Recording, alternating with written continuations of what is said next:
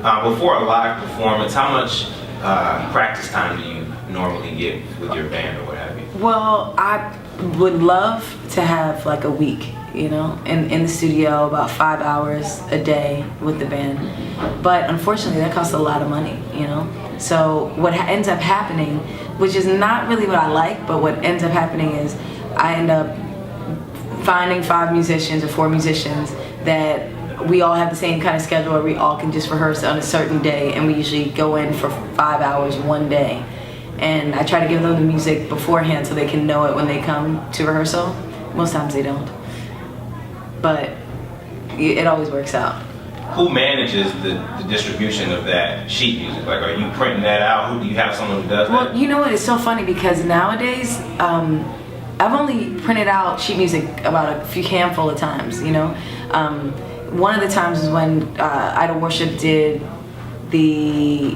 I can't remember what the music hall is called, but it's like the biggest, the Archer Center in Miami, I believe it's called, where the orchestra plays, with Miami yes. Symphony plays. Yes. And that was one of those times because we did a show with our band as well as like 10 members of the orchestra. And so we had to have it printed out for like the string section and things of that nature. And then the other time I did a song on my independent CD called Black Girls Rock. The song is called For Who You Are. That was an independent, total like bootleg independent situation. So I'm actually gonna put this song that I'm speaking of on my new album. That's not coming out till next year. But the song is called For Who You Are. And when we did that song, Wawa Watson co-produced it. And he wrote out the sheet music and gave it to James Gatson, Jim Gilstrap, Freddie Washington, Ray Parker Jr., Edwin Birdsong. He printed it all out and then they all played it.